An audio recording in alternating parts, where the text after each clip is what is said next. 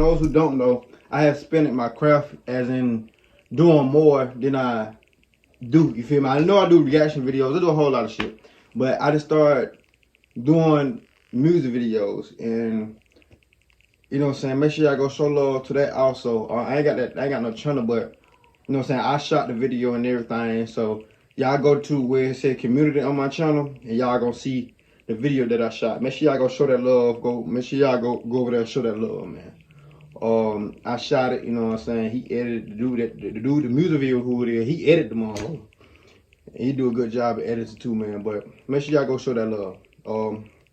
That being said, I don't know if y'all tired of Mr. Nightmare, but I've been reacting to Mr. Nightmare since I started my YouTube. You feel me? So every time he drop, I'm gonna react to it regardless. And I did tell y'all it was a long video today, so let's go ahead and get into it, man.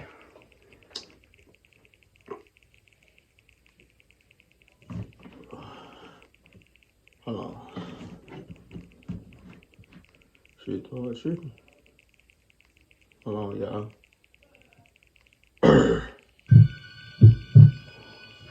When my cousin Cody and I were in our early 20s, we went on a handful of camping trips around Colorado. This happened, I believe, when I was 22 and he was 23, and it happened in Arapahoe Forest. It was my first time camping there, not Cody's though. It was in the middle of the week. Our jobs allowed us to have off days in the middle of the week, and we'd often go on our campouts then to avoid traffic and crowds. I always let Cody take charge on these trips. He's the Eagle Scout, not me. We parked by a picnic area, and we set foot into the woods from there. After about 15 minutes of hiking deeper into the woods, we found a good spot to set up camp. A good spot meaning a big enough clearing to fit 2 tents, the portable stove, and a campfire. The first thing we did was unpack our stuff and set up our tents. Cody has always been a lot quicker than me in pitching a tent. He does it in only a few minutes. It always takes me over 20 minutes.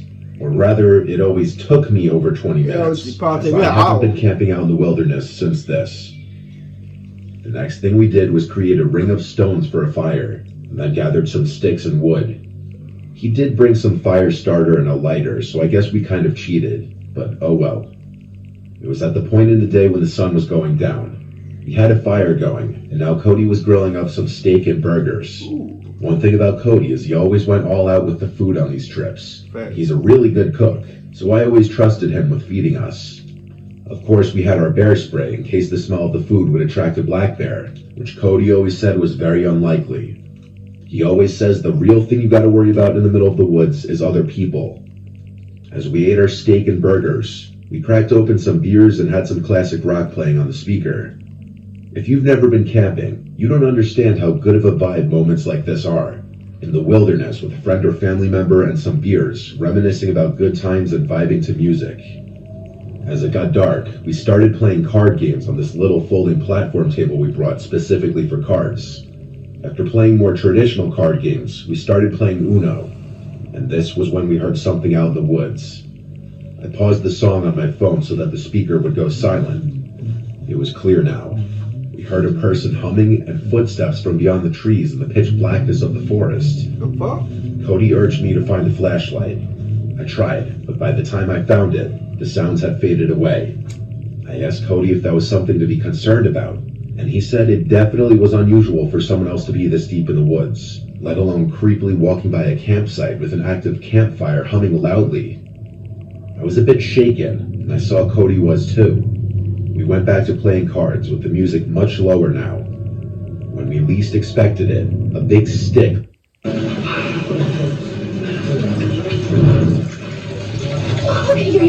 need the Trevor report from last month. Landing in the middle of our campsite made us both jump out of our skin. It didn't fall from a tree. This thing was thrown at us by someone. Cody started yelling something along the lines of, "Whoever's out there messing with us, get a life and f*** off." And peering at me in my sleeping bag, slowly growing more awake every second. Then I heard the zipper to the tent quickly zip up, and his head disappeared. I laid back down in my sleeping bag, but only for a second.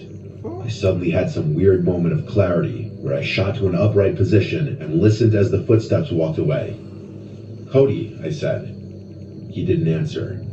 I unzipped my tent to peek out to the campsite. The fire was dead. Cody wasn't out there. I went over to Cody's tent, which was zipped up. I unzipped it and looked inside to see Cody fast asleep in his sleeping bag.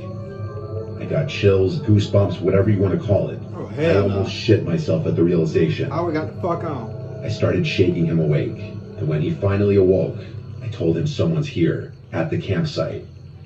It took him a minute to come back to reality, just like I did. But when he did, he grabbed his bear spray. He said he must have dozed off while reading.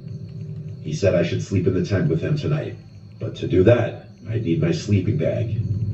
He came outside of the tent with me and stood watch as I ran to my tent to grab my sleeping bag. In my tent, grabbing my sleeping bag, I heard that goddamn humming again from outside.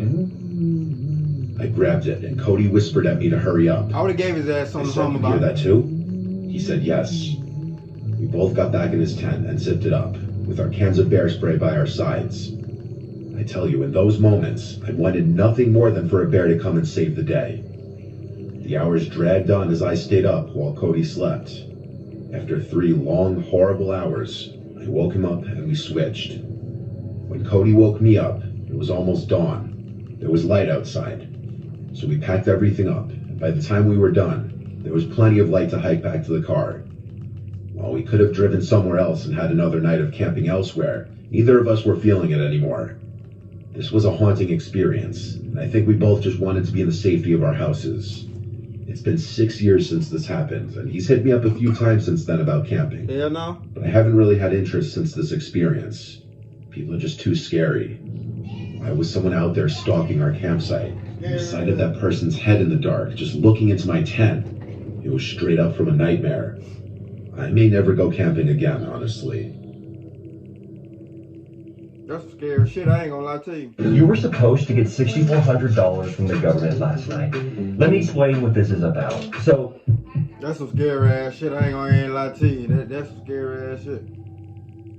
When my friends and I rented a beach house in Florida, I never could have expected how things would have turned out. It was the 4 of us in a cramped car driving down there. The house was directly on the beach. It was on this road that had the bay in front of the house across the street, and then in the backyard was literally the beach. There were some huge houses on this road, and some smaller, more normal-looking ones. This was one of the more modest-looking ones. It had 4 bedrooms, so a bedroom for each of us. The houses were spaced out on this road, creating a sense of privacy. And the whole time we were unloading the car out front, not a single car passed by on this road.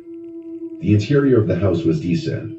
It wasn't spectacular, but it was modest, clean, and the owners were really pushing a beach theme with the wall decor. Okay. I guess it would make sense considering the location. There was even a decorative surfboard in one corner of the living room behind the TV. The living room looked out to the back deck, which then looked out to the beach. The view was amazing. The deck wasn't elevated very high off the ground. It was just 2 steps down and onto the sand. We all claimed our bedrooms. I managed to get one of the rooms with a view of the beach. First thing we did after settling in was, of course, walking outside and laying on the beach. We all went in the water at one point and then played football. We were definitely on the beach for a few hours. We seemed to be the only ones on the beach apart from this older-looking couple way down the beach. Afterwards, we went out to eat and then started bar hopping in the town area. When we Ubered back, it was dark out. We went outside on the beach to fuck around and play late-night football while we were kind of drunk. As I was running to grab the ball after missing a catch, I noticed something in the water. The moon reflecting on the ocean was the only reason I could see it. I said, "What the fuck is that?" out loud, and then realized it was a person standing in the water, about waist deep. My friends looked over and said they saw it too. It was only a little weird because of the time.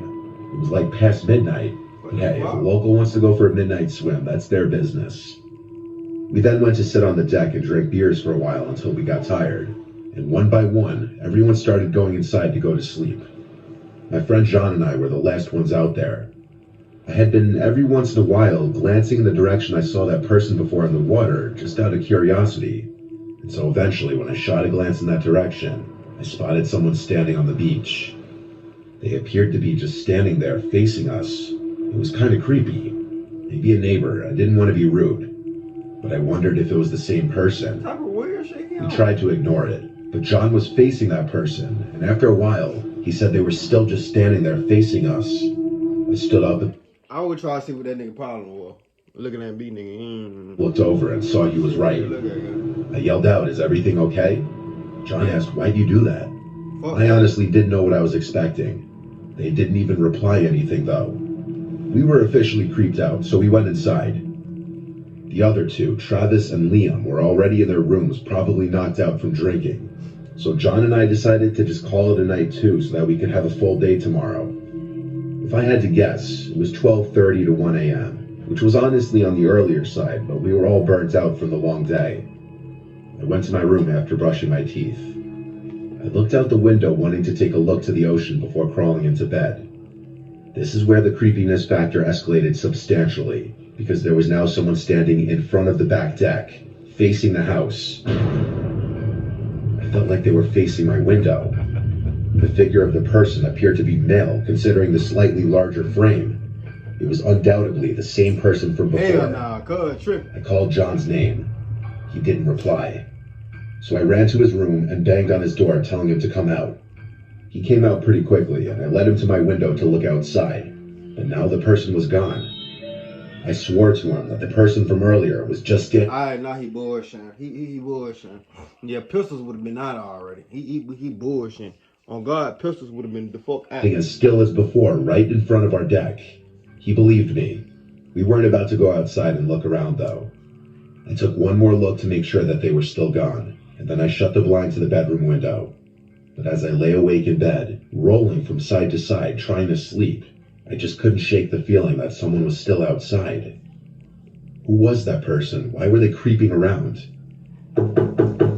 He My bullshit. thoughts were interrupted by the sickening sound of a fist knocking on the bedroom window. I swear to God, nigga. I felt like my insides just shriveled up and my heart completely dropped out of my body. I laid silent and frozen. Moments later, another light set of knocks on the glass. I didn't dare lift the blind, though. I couldn't gather the courage to. Alright. I almost yelled, "Who is it?" But I stopped myself. But get you Instead, some. I ran out to the living room, screaming for everyone to wake up. Get you some balls. Everyone, one by one, came out of their rooms. No one was at the window when we checked. All four of us went out to the deck and turned on the lights to the deck. We looked out onto the beach and didn't see anyone. We also checked the front and sides of the house. No one. John and I had to explain to the other two what they missed when they fell asleep. We kept the backyard lights on that night. The next day, John and I went to the two nearest neighbors and asked them if they had also experienced someone knocking on their windows or doors. One of the neighbors told us a genuinely freaky encounter he had a week earlier. Someone knocked on their door in the middle of the night, and when he asked who it was, they wouldn't answer and just kept knocking, so he didn't answer the door. I'm not sure if it was connected, but if it was, that just makes this even scarier. We spent the rest of the day on the beach, exploring nearby towns and hitting bars. Nothing happened that night. We left the next day. I still wonder what I would have seen if I had lifted the blind. No telling, because you didn't let the Welcome to blind. Bigo, where connections come alive. Anytime, anywhere. I would have baited that nigga. Did you know you could be entitled to a 5 or 6 figure payout if you were in a traffic collision within the past? That nigga would have got baited like a motherfucker. Swear to God. I was 9 years old when this happened. Damn. For whatever reason, I was home alone one night, so I was playing video games upstairs in my room. I wasn't allowed to answer the door to anyone when I was home alone. At 9? What the fuck? Your parents don't love you, young nigga. Whenever I was left alone, it wasn't for long. Oh, God. My mom would just be out grocery shopping or something like that. I was playing Metroid Prime on my GameCube. I used to be obsessed with that game. I heard the house phone downstairs start to ring. My mom always told me to pick up the phone if it rang, in case it was her calling. So I hurried downstairs, and by maybe the 4th ring, I picked up. The caller ID was from my mom's cell phone. She said, "Sweetie, can you come outside and help with the groceries?" I replied, "Mom?" She said back, "Yes." I felt like something sounded off with her voice. You obviously know your own mom's voice, and so even at such a young age, when I was questioning why it didn't sound like her, I said, "Why do you sound like that?" She replied, "Like what, sweetie?" And I hung up. My mom would never use the word sweetie like Oh, that, God. especially twice in a matter of seconds. My mother The don't phone even say rang that. again, and my mom's number came up on the caller ID I know that would again. have been mama. I Shit. ignored it. For some reason, my heart was racing. I was nervous. I sat in the kitchen, waiting to see if the phone would ring a third time, and it did. It took a couple minutes before the third ringing, but when I checked the caller ID, this time it was a different number. I picked up, and a man's voice on the other end said, "Hey James, I know this is gonna sound weird, but it's your dad. I'm outside." All I could mutter out was a weak, "What?" The man said, "I'm outside. I have a lot to explain." I hung up right then and there. My dad died when I was 3. Oh, man. I have no memories of him. My suspicion was in fact true, that the first voice I heard was not my mom's. The phone rang again, and then again after that. These motherfuckers is sick. And I blame the mama for leaving the kid by his goddamn self at 9. At 9, my brain wasn't fully developed at 9, but I can tell you a lot of shit that happened during that time. I know Randy Orton in his goddamn prime was a goddamn beast in 2009, and that's when I was 9, in 2009, and Randy Orton was a motherfucking beast. That's the only thing I remember. I ignored it each time. I couldn't even call my mom because someone clearly had her phone. I miss reacting to Things wrestling. took a turn for the worse when there were knocks at the front door. This went from a "someone has my mom's phone" situation to a "someone is outside the house" situation. My mom would not be knocking on the door. She'd have a key, obviously. I peered around the wall of the kitchen to look at the front door. I heard a man's muffled voice on the other side saying my name. He was saying, "It's your dad." He rang the doorbell. And I heard him start attempting to open the door. I did something that no 9-year-old should ever have to do, and that was grabbing the phone and calling 911. The 911 operator asked me what I imagined to be some pretty standard questions. Most importantly, telling me to wait in a bathroom or other room with a lockable door until the police get there. The bathroom is on the first floor of the house. I hid in there with the lights off. Whoever was outside came to the window and tried pulling it open. I heard their entire struggle. Then they must have moved to the next window. I think they tried every window and door in the house. If anything were to have been unlocked, this story would have had a very different outcome. They must have given up at some point before the police arrived. And I say they, because clearly there were 2 people involved in this, a man and a woman. They both could have been out there for all I know. The operator told me that the police are at the front door now, and it's safe to go meet them there. Only when I opened the door to the police was when I hung up the phone. They did a quick investigation inside and outside of the house, and asked me where my mom was supposed to be, and if my mom knew anyone who might want to hurt us. I'm sure I said I thought she was grocery shopping or something, and not that I know of. My mom returned home with my little sister in a panic when she saw the police cars out front. My mom's phone was stolen, which was already clear. I'm sure that our address, home phone number, and other personal information was stored somewhere on the phone, easily accessible, though how they knew my name, I'm not exactly sure. Something on my mom's phone must have given it away. It was an old Nokia flip phone. Who stole it was a mystery. But my mom's phone background was a picture of her with my little sister and I. This could have been an indication to some disgusting, creepy couple out there that the owner of this phone was a single mom with 2 young kids, and they tried to use that as a way of tricking me into leaving the house, which is absolutely disgusting and horrific. The phone must have been destroyed after the failed attempts at trying to lure me outside. Things were a little different after this. My mom wouldn't leave me alone anymore at night. Not until I was a few years older, at least. Your mama ain't worth a damn, man. Your mama ain't worth a fuck. How she leave at the house? I got some females that watch. Hell, even I got some goddamn men that watch my shit. Would y'all leave y'all kid alone at 9 years old, home by himself? Cause I know my mama then. I'm sorry. Lee wait till about 12, 13, 14. 9 is crazy. You ain't even hit 10 yet. You ain't even hit pre-teen yet. You being home by yourself. But thank God that he knew what to do, you know what I'm saying, to get up out that situation. But yeah, man. This whole video was crazy. I ain't gonna count. Mr. Nightmare, you did your thing on them motherfuckers. That being said, see y'all motherfuckers on that video. Happy Thursday. Let's ride, nigga.